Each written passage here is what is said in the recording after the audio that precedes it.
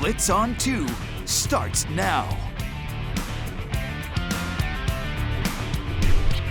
Good evening, I'm Dan Fanning. Welcome into the Week 9 edition of the Blitz on 2, the penultimate week of the regular season. Region titles can be won this evening. We begin with Region 6 2A, a clash where both Philip Simmons and Timberland enter the evening, both 3-0 in region play. To St. Stephen we go. Winner moves into the driver's seat in the region. First quarter, Tavian Orlana and Philip Simmons back to pass. Throws a dart to Patrick Clark, move the chains, but that drive would stall. Later in the first quarter, Orlana back to pass. This time he finds Cooper Webb. First down, Philip Simmons, but that drive stalls as well. We go to the second quarter, a $1:30 left before half, still scoreless. Malik Goodman airs it out, hauled in by the north-south selection, Jordan Timmons. A big gain there by number 7. Later in the drive, Goodman rumbles in. That finally breaks the deadlock as Timberland leads 7-0 at the break. But we go to your final score.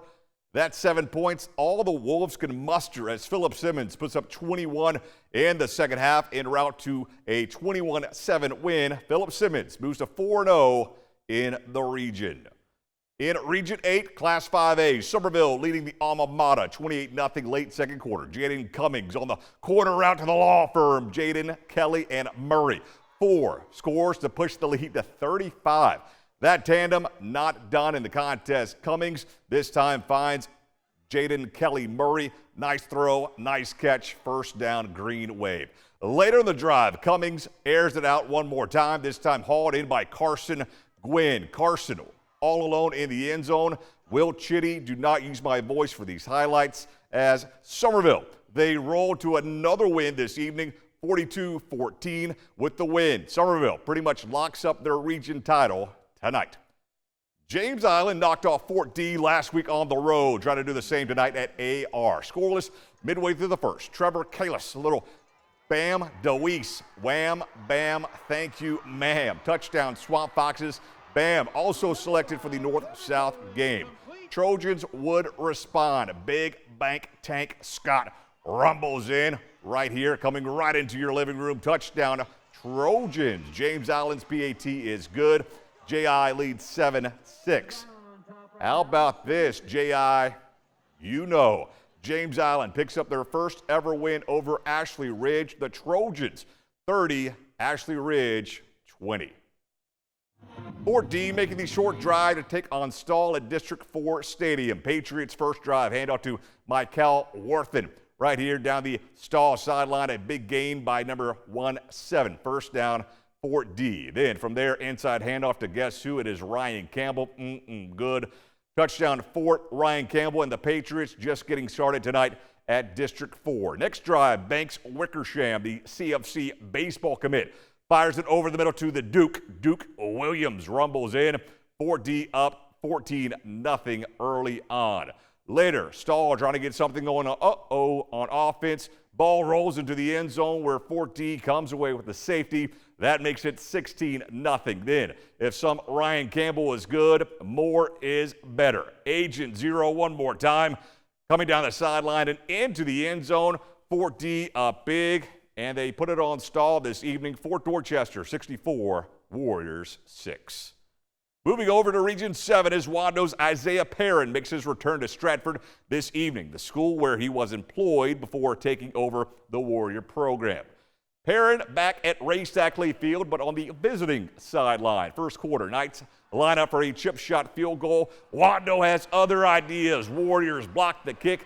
Lauren Whitehurst falls on it for Wando. Ensuing Warrior offensive drive. Harris Stone back to pass, but he is gobbled up by Kermit Davis, the freshman, right there for the QB sack. Moving to the second quarter, we are still scoreless. J.Q. Crosby says, not anymore. Bounces it to the outside, and there is nothing but green grass in front. Stratford draws first blood, 7-0 home team. Less than 2.5 minutes before half, Michael Jenkins and the Wildcat behind Brock Feinberg and others. Jenkins rumbles down the Wildendo sideline and in for the score. Kiss and hug the ones you love, as Everett German used to say, if I could be like Mike. 7-7 ball game. Both offenses kind of go to work in the second half as Stratford, they prevail by 2. A big win for Denny McDaniel, 30-28, your final score. Berkeley back in Mount P for a second week in a row, taking on Lucy Beckham up 9-3 at halftime. Henry Rivers goes to the air to Javaris Sumter, a short pass, but a big gain. Watches 4, rumbles down the Berkeley sideline for a big first down. Stags. Then Rivers to Sumter one more time. If it worked once, why not try it twice? OMG, Javaris Sumter, what a snag as the Stags increase their lead to 13.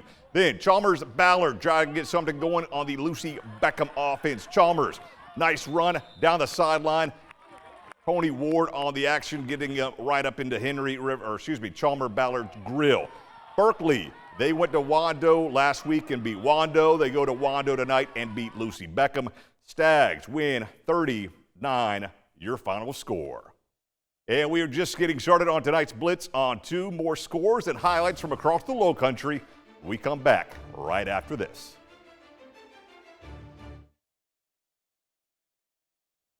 And welcome back into the Blitz on 2. Bishop England has been one of the surprise teams this season. First-year head coach Logan Hall has the Bishop 6-2 on the season. BE trying to go to 3-1 in the region this evening. Bobcats of Bluffton up 10-7 at halftime. Isn't that cute? Third quarter, handoff to Mitchell Plaisance. Hopefully I'm pronouncing that correctly. Plaisance rumbles in 20 yards for the score. Mitchell not done on the drive because he doubles as the kicker. He boots the PAT as the Bishops lead 14-10. What up, dog? Bluffton answers first. Aiden McCarthy deep. Hauled in by Nate Ulmer. Nate inside the BE5. First and goal, Bobcats. From there, handoff to Cordell Holly. Cordell muscles his way in for the score. Bluffton back in front, 17-14. Holly not done in the third quarter. Next Bobcat drive, he rumbles in for another score. Bluffton increases their lead to 10. Game over, right?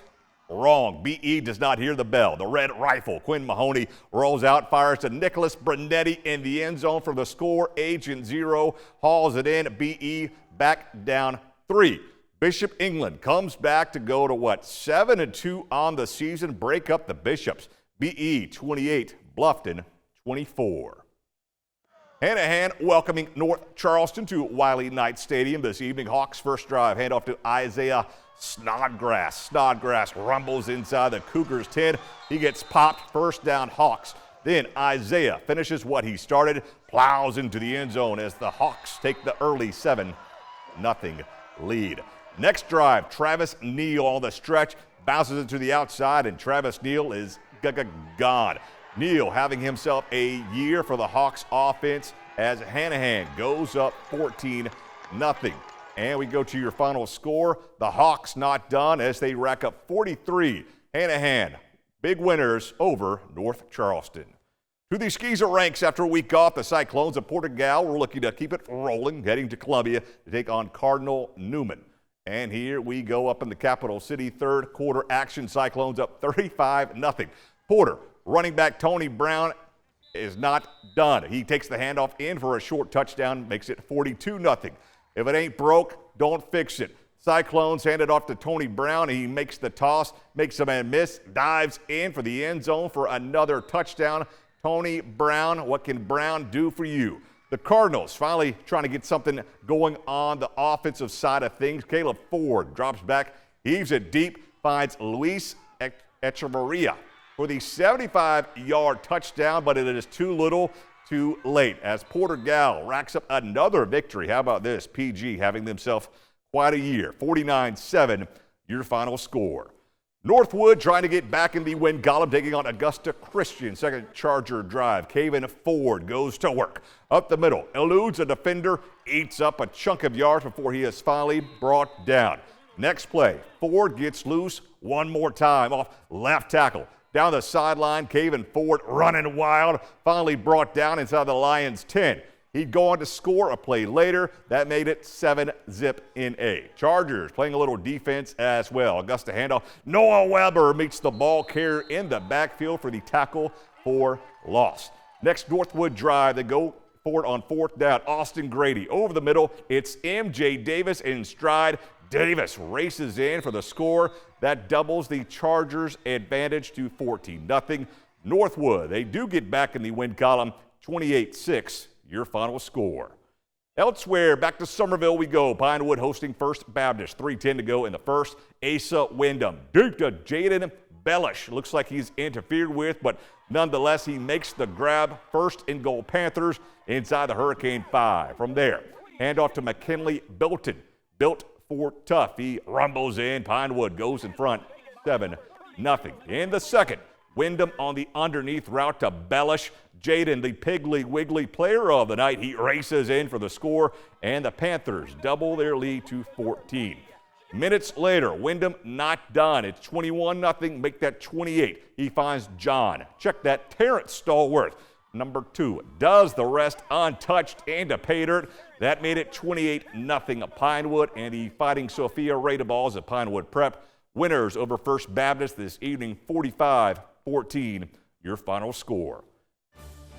Some more scores to show you on the other side, plus our play of the night. Who did it come from? Find out when the Blitz on 2 comes right back right after this.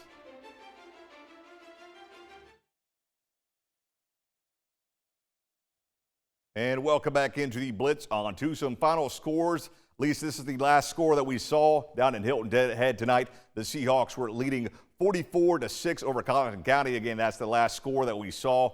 If that did not go final, we will look for the final and post it on our website later tonight. Also, Woodland, they come to West Ashley and they beat Academic Magnet. The Wolverines playing some good football as of late. Woodland winners 56-7. Elsewhere, Andrews blanks, or not necessarily blanks, but beats up on Carolyn Murray's Burke Bulldogs. The Yellow Jackets flying back to Andrews winners 46, your final score. Elsewhere in action this evening, Baptist Hill, thanks to Marion Brown, the head coach of the Bobcats, for letting me know that his Bobcat Ball Club winners tonight at Scotts Branch. Baptist Hill 32, Scotts Branch 28. Moving up to the Grand Strand of South Carolina, where Georgetown and Waccamaw both home this evening. Aner, they come back and beat Georgetown after losing to Waccamaw last week. Aner 50, Georgetown 32. Elsewhere, Dillon and Waccamaw in a shootout this evening. The Wildcats get better of the Warriors, 47-39, your final score. In the Skeezer ranks, a couple of Skeezer games to show you right here as Colleton Prep goes up to Dorchester Academy, and the Warhawks winners over at DA. Colleton Prep 38, Dorchester Academy 12. We go back to Somerville for our play of the night. Trevor Kalis over the middle to Bam DeWeese. Bam gets out of the tackle, then he rumbles in again. Bam DeWeese is going to be playing in the North-South ball game, and plays like that are a reason why, as Trevor and Bam hook up for our play of the night. To the college ranks across the peninsula, well, the Citadel football is still buzzing after regaining the Silver Shako against military rival BMI this past Saturday. A game where they went off on third down but found a way to finish out a ball game and secure a SoCon win. Coach Drayton told me on Monday he's happy for his guys, even if they are giving him a lot more gray hair this season. This team could really be so good.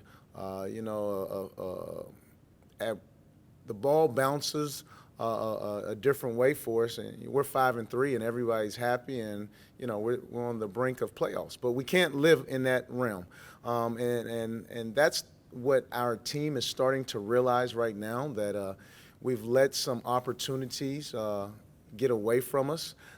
So now we have to make the most out of our remaining opportunities. As for CSU, the Bucks still in search of their first Big South OVC win of the season. Disappointed his guys did not upset number 8 Southeast Missouri State last Saturday. Bucks head man Gabe Gardenia was pleased with the energy and the mental fortitude his guys showed against the Redhawks. While his team is continuing to grow and get better, Gabe said earlier on Tuesday, sometimes when you're trying to harvest, it takes a while. We just have to get through the first doggone drive of the game without some major turnover on our side of the field. And so we got to get that fixed. I think that's a little bit of execution. It's a little bit of mentality. It's just a little bit of focus and concentration. But those things have got to, kind of get resolved. And CSU in action tomorrow. The Citadel is hosting Sanford at Johnson Haygood Stadium. I'll be there at 2 o'clock for a kickoff between the Bulldogs and Bulldogs. CSU hits the road. They take on Tennessee Tech tomorrow. Clemson, South Carolina, Coastal Carolina, they are all off tomorrow, so we will not see any action from the Gamecock Tigers or Chanticleer. Speaking of Coastal, in case you missed this earlier in the week, Grayson McCall, the former heralded quarterback of the Shots, he played at NC State this year after, I guess, being a grad transfer. He suffered a concussion, and he announced on social media earlier this week that his playing days are over. He is retiring after meeting with his family, also the brain specialist up in Raleigh. So Grayson McCall, his playing days are over. Now he is trying to transition to coaching. So again, Citadel, CSU, SC State, they do play tomorrow. We'll have more tomorrow night at 6 and 11. We'll have more next Friday for Week 10 of the Blitz on to the last regular season week of the season. Thanks for watching. We'll see you next week. Have a great weekend.